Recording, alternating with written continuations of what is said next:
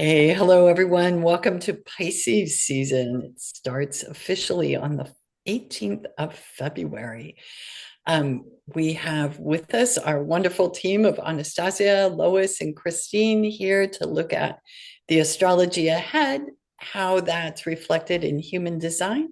And then Lois and I'll chip in with a little developmental coaching from Lois and some Gemmo insight from me. Anastasia, why don't you take it away from here? Yeah, hello everyone. Yeah, as we move into this Pisces season that's already in the air, uh, we are entering a very unique bridge in time. We are coming out of an intense eclipse in February, and we are preparing for a year where almost all the major slow moving planets will shift to very active, fiery, and airy and fast-paced signs. But before that, the universe is giving us pieces. This is the season that offers us such a necessary pause. And I like to think of this month as a sacred clearing. It's time to not to start something over, not to actively and proactively react. It is a time to tie up loose ends and finish old business so we don't carry unnecessary weight into the active month ahead. And I would definitely divide this season into two distinct chapters. One is it lasts until March 11th. This is a more reflective, internal, and perhaps less efficient period in terms of outward results. It's about listening and reviewing. And after March 11th, we have this fog starting to lift, and we see the solutions clearer, and the energy begins to support this forward movement again. So that's what we are heading into, and we start immediately with quite an uncomfortable zone. The end of February is really highly volatile. This is not yet a time for quiet reflection. In one way it is, in another way it's not. We have such two parallel processes going on. Externally, it's a period of high friction and unpredictability. Because from February 18th until the end of the month, Mars moves into conflict with Uranus, and this is explosive energy. It creates an atmosphere where accidents, sudden breakdowns, impulsive outbursts are much more likely. So during this time, we should be extremely careful with electricity, with machinery, technology, experimenting, risking. Also, physical awareness is important. So watch your movement, avoid rushing or making sudden, sharp physical maneuvers. Because the risk is heightened. But at the same time, we have this quite mild introspective period. So if we stay if we don't go too much out, we are on a safer side. And then if we don't let all these external circumstances push us or pull us out, then we can concentrate on our strength and our emotional and intellect, on finding the way to our intuition. So it really goes parallel. You can experience both at the same time. And to add to this complexity, Mercury turns retrograde on February 26th. So it's right at the peak of this Mars-Uranus tension. And usually we talk about slowing down during retrogrades, but here during the last days of February, it actually worsens the situation a bit. It creates this noise in communication, which doesn't help concentrate on your true inner self, and doesn't let you hear all the insights that you could have heard. So the message of this of the late February is probably simple. It's stay alert. Don't force your way through obstacles as the pressure is already too high. And it's also the time to manage the chaos as best as you can before we hit the next eclipse that we have, because all of that comes in between two eclipses, in between the 17th of February and the 3rd of March. So that's how I see the entrance to this calm, peaceful Pisces season, which starts a little bit wavy. Christine, what? Yeah, no, that's really interesting. I think that, from a human design perspective, this Pisces section of the human design mandala really walks us through almost every single gate of the emotional solar plexus, right? So it fits very nicely that this emotional season is also true in human design as well. And so I think it's really interesting that what you're talking about with Mars and Uranus squared and then Mercury showing up. So Mars is in gate 49 in the human design system, which is the gate of revolution. It's the gate of principles, right? And Uranus is in gate 8, which is the gate of contribution. And I see this tension of, what is your contribution to the revolution, truly? Like, I really wonder if that's what's going to come up for people in this space. And then with Mercury, in retrograde and in gate 63, which is the gate of doubt, right? But it's doubt in a logical process. It's this idea that, we always doubt, we don't know before we know, right? And so we have this sense of doubt about like what is my contribution to the revolution, right? So I think about how just exactly what you said, but just a slightly more um, I see it a little bit more personally, and I get that the collective, I think, is going to be kind of on fire in part because of this emotional background energy, in part because, Mars in a gate that's all about principles and revolution and all of these things, I think is also going to be problematic. But I do see this Uranus piece as being an individual question, right? Like, how am I going to show up in this space? And what do I bring that nobody else can bring to make something, better, hopefully better in the hopefully near future? Mm-hmm. That's interesting. It sounds like these external revolutionary things feel stronger when we add human design to astrology. It's not easy to find your inner peace. Yeah. Feels to me like mindfulness would be hugely important at this time, just as you're describing it, and the like potential for accidents, things to happen. And when there's both this external and internal thing going on at the same time, is to be really paying attention to what we're doing, and not letting ourselves get discombobulated by all of this energy, because I'm feeling the energy while you're talking about it here. So. Yeah.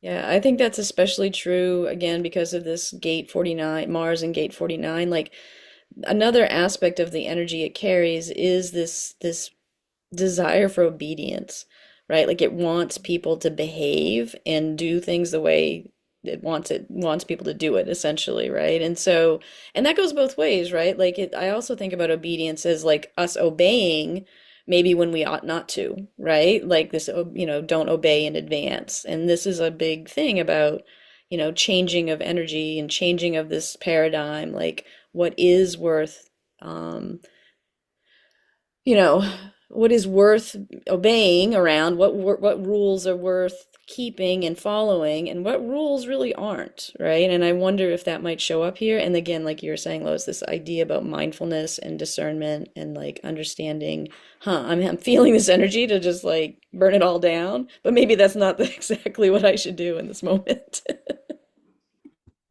Yeah. This obey and obedience, it falls good into the previous eclipse that we've discussed last time on the 17th of February, I call it, this is the sun eclipse, and I call it the eclipse of naked kings. When we see suddenly that the person that has an authority, it has nothing behind him or her, and why should I obey? Why should I serve this king? And it goes not only in political levels, but also on our personal levels. Where am I the king, and do I take the right place? And should I obey to somebody on the top? So yeah, it's quite logical that it goes after. Because although we have the new season, the eclipse comes just one day before the season starts. So yeah. Let me jump in here for just a minute. I was thinking about this before we got on, but Christine and Anastasia, you really solidified it, because we have this time of tension, and tension also is, there's great potential in tension. And so how do we be mindful, stay within ourselves? And in nature, exactly at this time, we're beginning the thaw season. And we're going to have this thawing out and then refreezing, and thawing out and refreezing at the same time that sap is starting to rise. So there will certainly be an inner tension within the trees right now. Something going on outside, something going on inside. They may not always align. The tree's always trying to adjust according to what's going on outside. And I think that could be a wonderful metaphor for us right now. Thinking about that, what's going on outside, how can I adjust my inner activities, my inner self, to allow myself to still be in a flow and not feel squeezed by this. It's a beautiful metaphor. Yeah. Pardon? Beautiful metaphor, beautiful analogy. Yeah, and there's a beautiful Gemmo that works with that, and that's olive. And olive helps us open and dilate, allowing things to rise without the tension, without restriction. And it also prevents any degeneration happening, so any destruction. I think this could be a hugely supportive Gemmo for this time. It also carries with it this reduction of fears that lead to phobias, because again, when we're squeezed, it makes me think of claustrophobia right away. And being in a tight space, I think we're all experiencing that right now, this feeling like we're in a tight space and it can't go on much longer, but it probably will. And so I'm loving this opportunity with this time. Mm-hmm. Yeah, it's beautiful. Yeah, and I'm just thinking how we transform it into this spring energy that we have. We are doing this in February, March, normally, naturally. Mm-hmm. Yeah. And on the 3rd of March, we have this lunar eclipse. That is also, it brings us also back to kind of back to Earth, because it's the eclipse in Virgo, and Virgo is the Earth sign. And it also brings us back to our past experience. It's like we have now time to rethink, rearrange, reevaluate what we've had before, what we've done during the year. And for this eclipse, by the way, it belongs to a series that started in September 2024. So it may also take a year and a half from the past, and this series will end only in 2027, in February 2027. So we have 1 year ahead of us. But what makes this specific eclipse important is that it is a gentle chance to fix things. This Mars, Uranus, and revolution goes away by the 3rd of March. And we have a gentle eclipse, because the eclipse is coming later in this series, that come in August 26 and in February 27. They will be much harsher and they will be more confrontational. Right now, we have this chance and this diplomatic window to resolve old issues, to settle past debts, and find balance before the energy gets much tougher. Because if we don't resolve some long-lasting things now, during this March and April, then we will have to do it. We will be forced to do it, not the way we want it. We will be just forced from externally to find the solution, or the solution will be found for us. So it is important to remember that it is such an important period, and it also lasts not only just you don't resolve everything on the 3rd of March. We have a long way before us. The themes will unfold gradually, and you can expect a first wave of internal insight around March 7th. Then we have a sense of relief and easier movement starting March 11th. And then the real momentum builds on March 20th. And then the energy reaches its peak between March 30th and April 9th. And then, only then, we will have probably the best window of opportunity for final results and real progress. So we are re-evaluating, rethinking during the entire March. And that's why my best advice is do not rush during this March. Trust the timing of this month and allow the solutions to reveal themselves naturally. Yeah, and I have a few pieces of advice for different signs of zodiac. Do you have anything, Christine, in terms of human design? Yeah, just briefly, I would just say that it's interesting to me because this eclipse is happening in gate 64, which is the gate of confusion. And just like in the gate of doubt, there is this idea like this is confusion about experiences, right? And when you said at some point you said this is going to be like revisiting past events and thinking through like what it all meant, this is exactly what this energy is. It's all about trying to make sense of the past. And it can be in this human design system, it can be a bit ruminating, right? Like it can be really looking and wanting answers that sometimes aren't always apparent because it takes time, right? And so just like this understanding that doubt is part of the logical process, confusion is part of the experiential process, right? We all go through this process, and to recognize that the confusion that I think we'll be feeling probably a little bit at this point is nothing other than this, just the starting energy of what of the process of making sense of things, right? And so being okay with this and sitting with it, and I think that there's going to be a lot of energy for that. And the other thing I will note is that there's only 64 hexagrams, right? So this is, in some ways the final hexagram, which is kind of an interesting place in what you were saying about this being kind of this pivot point between, a beginning and an end. This also follows from a human design perspective. So, not a whole lot else, but just confirming that it all lines up just like you said. Nice. Nice. Yeah. Yes. So are we ready to listen to all the signs? Yeah. Okay.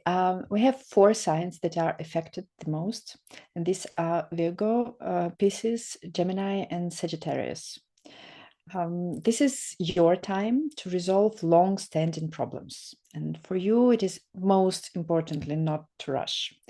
Pisces and Virgo, this is mostly about your relationships, both personal and professional.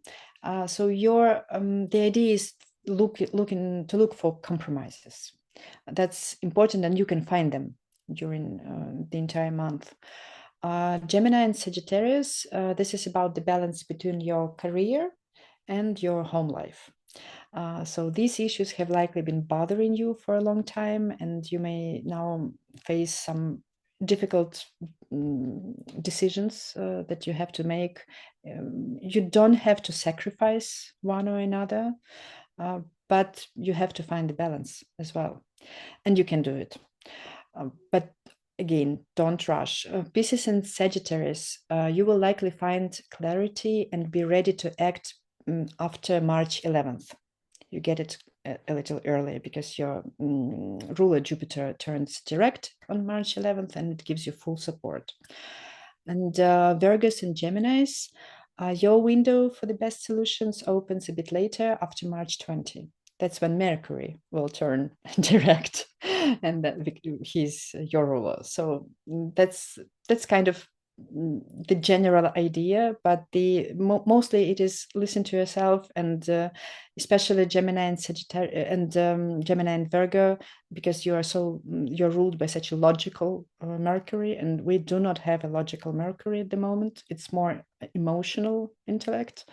So listen to your emotions, listen to to your feelings and to the intuition. That's important, much more important than pure logic. It may not work logically this time. And then we have Taurus and Scorpio. As a Gemini, I envy Taurus and Scorpio during this time because you are the anchors this month. While others are feeling mostly unstable, you have the strength to support them. So you may see that your friends or your children or your relatives or people who are close to you, they need support at this moment, and you may have the resource to give, and they may need you now. So look around and be ready to offer more than just kind words. You might need to provide a practical plan, a listening ear, or even financial help in some way. It may be useful. People may really require it, and it will help others to go through this difficult period of time. If you don't have these resources, you don't have to give. The general rule is we don't give what we don't have. So, but at least you don't have to make difficult decisions during this time, such difficult decisions as many others at the moment. Yeah, and certainly that is true for Taurus and Scorpio. Pure Taurus and Scorpio. A lot of them will have some other planets in other signs and will experience some discomfort as well. But mostly you have the upper hand now. Aries and Libra. This is not your main storm. You can breathe a sigh of relief. Aries, you might feel that old emotions or subconscious worries come up, and don't try to control or fix them. You don't have to do anything. That's the most for Aries, it's probably the biggest challenge, not to act, not to react. Just be a witness of them, and then you will have more coming, and then you will see more energy coming and more correct decisions that you can make later on. And for Libra, this is a perfect time to fix your daily routine. So you should be focusing on the small things that make your day run smoother, and just take care of yourself. Unlike Taurus and Scorpio, who should be taking care of others. Yeah, but it may be that Libras, if you have, you may also have some energy, and you may also be helping others in their routine. That could also be the case, but it's not that evident as with Taurus, for example. And then Cancer.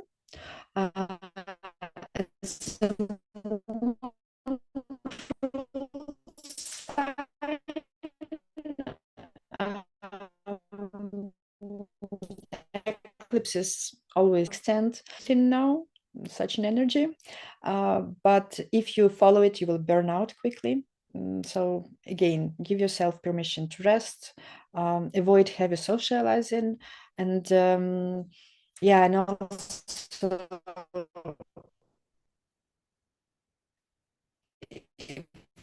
for you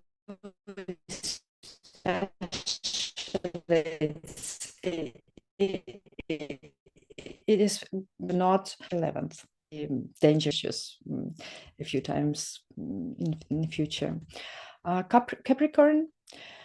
For Capricorn, it's time to pull back from the social climb and look inward. You are in phase of deep realization. You might suddenly understand what skills or knowledge you're missing to get to the next level. And this is not, again, this is not the time for external action and to reach in this next level, but for internal study. And also just for studying, it's also good. And for revisiting old knowledge that you've gathered and to find out how you can use it in the nearest future after March 20th.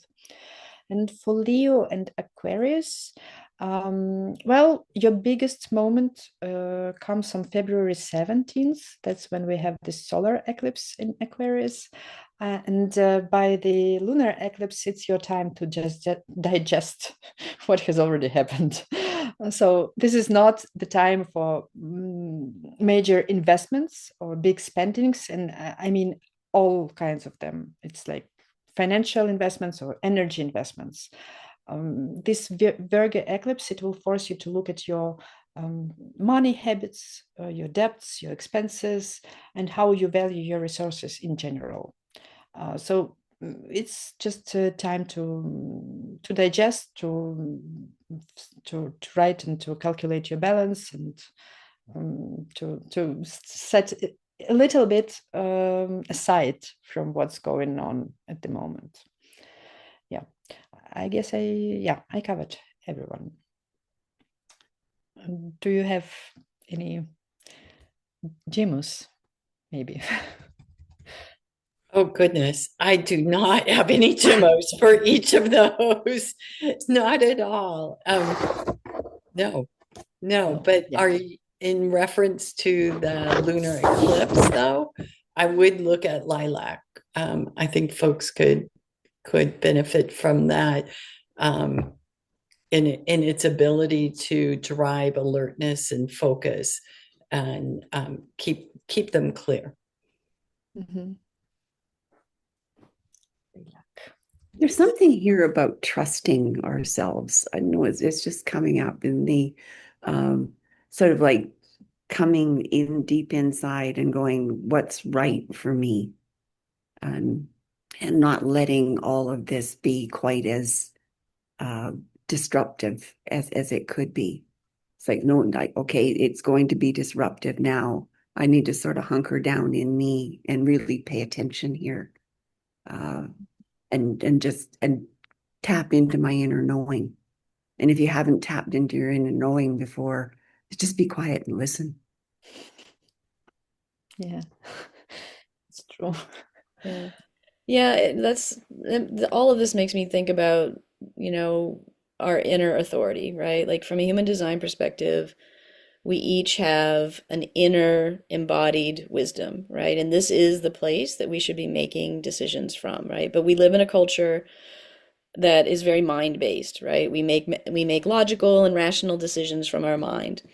And that is conditioning, right? Because humans don't make great decisions from their mind. And so when I think about what you're just saying, Lois, about trust, and I think about this Pisces season, and in the background, we've not really talked about this, but from a human design perspective, the north and south nodes are in a place right now, are in places that are creating the channel of community. They are lighting up the emotional solar plexus, and they are lighting up the heart will center for everybody on the planet. And so I think about this inner authority thing, like knowing this embodied piece of you that's like, yes, I really want to do that thing, or no, I don't want to. Like that for everybody right now, even if you're in touch with it, has a bit of an overlay of this emotionality, right? And so just recognizing that, like me, I'm a sacral being. I have a very clear, yes, I want to do this, and no, I don't. But with this transit and this solar plexus being defined for me, and as it is for everyone, I notice a bit of more muddiness in my, less clarity in my, do I really want to do this thing? Do I really like this person? Do I really want to go here? It's not as clear. And I think that that's probably happening for everybody to some extent. Even people who are emotionally defined, this is another layer that they may not normally have. It can cause just some lack of clarity there. People who have splenic authority, very often that's, they're built to make very spontaneous decisions, but then there's this emotional piece now all of a sudden giving them maybe some lack of clarity. So I just bring it up here because I think it's just might be useful to recognize that this is a thing that's happening for everyone, and to maybe, not that it's your authority to give yourself time to make decisions, but just to recognize that maybe giving yourself a little bit more time, pausing a little bit more often, might be useful in this particularly emotional stretch of time through Pisces season. Yeah, that's good. Yeah. And, from my side, I can only add some dates so that it comes easier, because we have some pivotal dates when we can lose our energy or make some extra step that we shouldn't be making. And maybe it helps. And maybe, Christine, you would tell me us what gates are activated during these dates. Maybe it coincides as well. We have this period from March 6th to March 11th. I believe this is the most unconstructive phase. That's when I said no documents. It's a difficult period for making progress and acting effectively. But here, again, as usually, we have this parallel process. This is actually, Pisces is a double sign. So it's, and we see two sides of it each time, and this year especially. So here on March 7th happens Sun Mercury conjunction. So here we get a moment of mental breakthrough. It's an aha moment. Oh, I know it now. I finally see the situation. And we can get this understanding. That is the first step toward the solution. But it is such an unconstructive phase in general that acting upon this understanding, it's not the best idea. So listen to this aha on around March 7th. It can happen in between 6th, 7th, 8th as well. And then on March 11th, we have this Jupiter turning, and it finally moves forward, and it significantly boosts our ability to act constructively.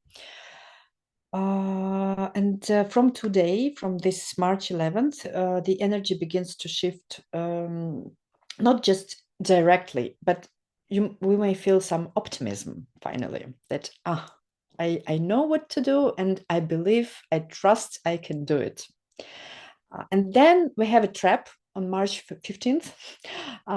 Then Mars triggers the point of the eclipse, and it is it's not very bad, but there is a risk of scams, of fraud, of being pushed into impulsive, dishonest actions.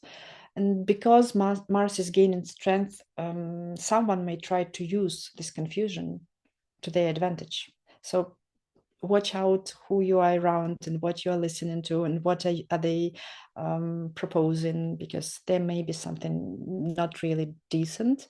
And on this optimism wave, we can get into the wrong direction. And then finally, on March 18th, March 21st, and then later during March, every day is better and better.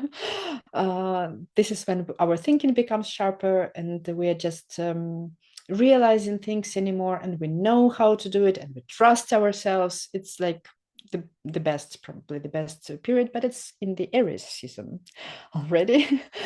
So in the Pisces season, we just have to prepare for it.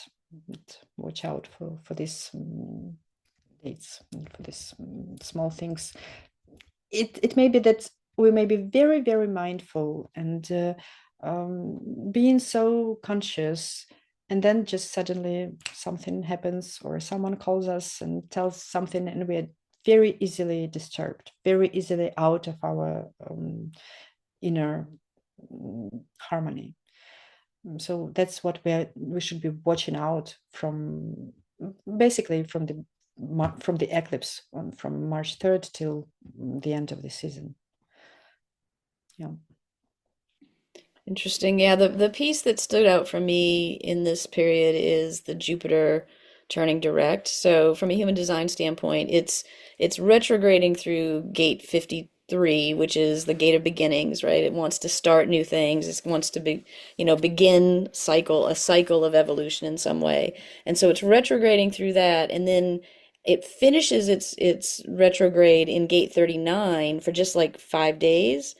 And then, of course, it turns direct and it goes back through that 39 for 5 more days, right? So there's this little 10-day window of gate 39, Jupiter in gate 39, which is gate 39 is the provocateur, right? Like this is this individual energy to strike, to start something new, to make something happen, to push on something that needs to be pushed on.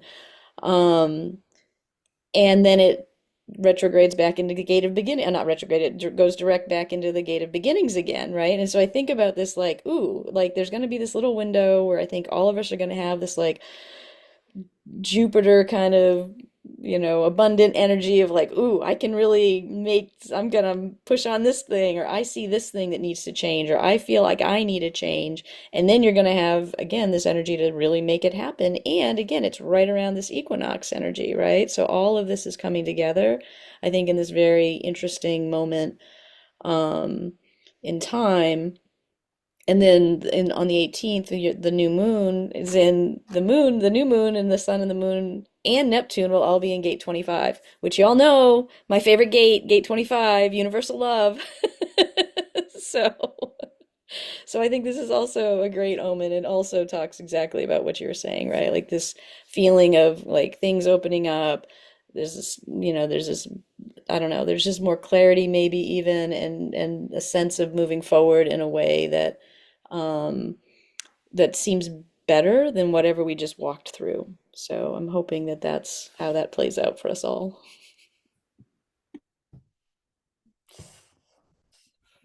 For me, it sounds very logical. Feels like hunker down and be careful for a while. Yeah. Just sort of wait for this new place to open up. A good way to do that is to use silver lime. And I think about silver lime is all about reconnecting with your own source. And I almost visualize this infinity symbol about just coming back into yourself and then coming back into yourself again. And this deep sense of reconnection with all the parts of yourself would feel to me very powerful during this early part, this low of efficiency time, the 6th through the 11th, or even not so far after the eclipse, where our energy could easily be scattered. So silver lime's really good at helping us pull in. And then I think as we start to come out of that, field maple is what has come up for me. And this is a time where it's moving us right into Christine's favorite time of universal love, which starts with ourselves. And that's what field maple is all about, is first give that sweetness to yourself and the love to yourself. So then therefore you can amplify it out. I think both of those would be really lovely to prepare us for what's coming in the spring, which is right there. Yeah. Nice. Yeah, actually, Christine, your favorite gate is has a visitor, which I don't like there. And it's not only Neptune, it's also Saturn. I mean, our equinox that happens right now after the new moon the moon in the new moon, the moon is very beautifully supported by Jupiter, and it's so nice, and it provides this faith and internal resources, and then it moves directly into Saturn, into this gate. And I just see that immediately after the new moon, the moon moving into Aries, encountering Saturn, it's challenging position, and it means that we should stay grounded, very grounded, because Saturn shows us what is real.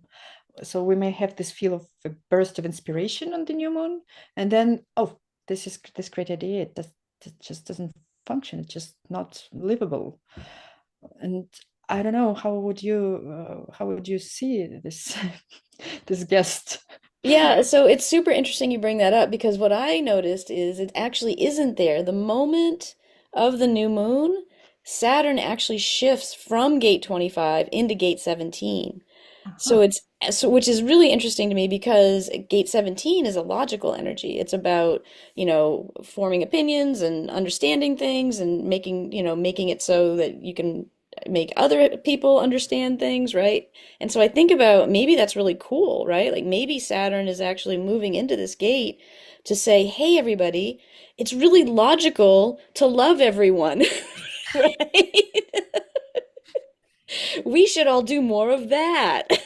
And I'm going to make it so because I'm Saturn, right? So when I saw that, I was like, ooh, maybe this is a really good thing. I'm relieved to hear this, Yeah. because I thought it stays there. It spoils everything. But Nope. good. Good. Yeah. So I don't, it's so funny that like you bring it up because I really was looking at that and I'm just like, and again, I don't understand the planetary energies nearly well enough. And so, but I know just the high level and I'm like, I think that might be good that Saturn's gonna not be in the same gate. So I was right. Yeah, I was thinking that this new moon is not the best for setting intentions, and now I will think it over. Or at least these intentions should be very realistic. They should not be, we are prone to making some big dreams on this day, but it's not the time yet. It's we should be planning, and it's not the day to launch a new project. It's better to do in the beginning of April probably, but with small steps, with no significant actions. But it's good that Saturn has at least moved out of the gate, of the nice gate, and makes us feel happier. Yeah. Well, and it's also interesting too, like this moment, Venus is in gate 51 at this moment, which is the completing energy to gate 25, which is the channel of initiation. So when you talk about like setting intentions, like Venus in this is in this mix saying, "Hey, there's actually initiating energy here." And gate 51 is also this push, this like shocking energy. It's like wanting new things to happen. It can be competitive. It just wants to see new things happen in the world. But again, in Venus, it makes me think, well, all for all for love, right? It should be for good things. So I don't know. There's like a lot, like this date, this 18th, from a human design standpoint, is kind of crazy, like super interesting. I just can't wait to see what it actually feels like when we get there. Yeah, me too. Although I'm not sure if I want to get anywhere faster than we do day by day, hour by hour. We should not be rushing. We should not be hurrying. And I we'll think it's see. also pointing to opening our hearts because with everything that's going on and all of the issues, is that there's been a closing down of hearts, closing into little groups, and the opening of our hearts. And everything I'm looking at now is just like it's just so much easier to be in the world if you open your heart. So I think what Christine is pointing out, I think it's something we really need to pay attention to. And when things start getting difficult, is try opening your heart. And somebody's irritating you, try opening your heart and see what happens. I love that, Lois. Ladies, I think we've come to completion here. Anastasia, is there anything else you feel like you need to add? No, I guess we've rushed through this not Russian period quite, detail. Beautiful, Christine. Anything from you? No, I think I didn't quite say it correctly, but I said what I said. Well, wonderful. Thank you. Thank you all so much. And happy Pisces season. Thank you.